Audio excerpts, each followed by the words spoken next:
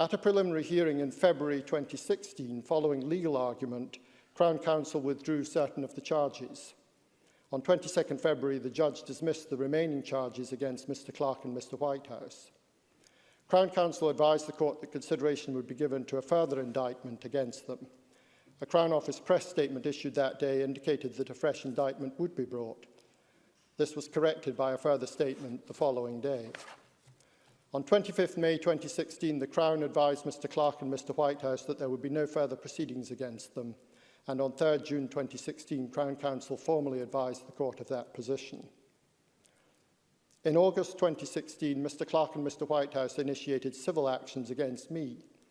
I had been appointed on 2 June 2016, seeking damages on the grounds of malicious prosecution and breaches of Articles 5 and 8 of the European Convention on Human Rights. They also advanced claims against the Chief Constable of Police Scotland. I advanced a defence relying on established legal authority that the Lord Advocate is immune from common law liability. That defence was upheld at first instance, but in October 2019, the Inner House of the Court of Session overturned the previous legal authority and allowed the claims to proceed. On 20 August 2020, I admitted liability to Mr Clark and Mr Whitehouse. Those admissions followed the conclusion of a very substantial and lengthy investigation undertaken by the legal team, including external counsel, instructed on my behalf. As a result of that investigation, I concluded that the decisions to place Mr Clark and Mr Whitehouse on petition in September 2015 and to indict them were indefensible in law. I concluded that those decisions proceeded without probable cause, i.e. without a proper evidential basis, in circumstances which met the legal test for malicious prosecution.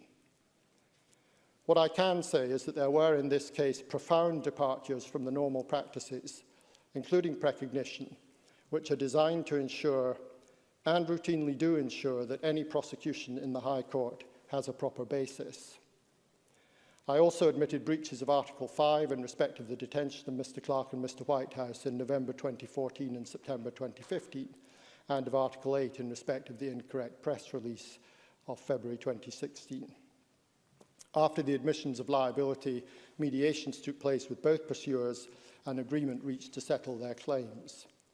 Each of them has been paid £10.5 million in damages, and to date, over £3 million has been paid to them in aggregate by way of expenses. On 24 December 2020, I issued written apologies to each of Mr Clark and Mr Whitehouse. They should not have been prosecuted, and as the current Lord Advocate and head of the system of criminal prosecution, I apologised unreservedly that they had been.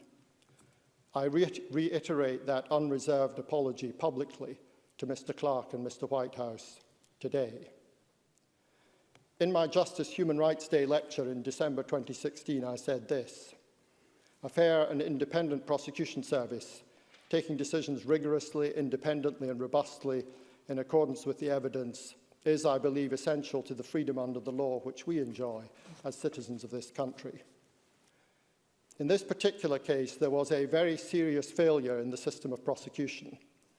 It did not live up to the standards which I expect, which the public and this Parliament are entitled to expect, and which the Crown Office and Procurator Fiscal Service expects of itself.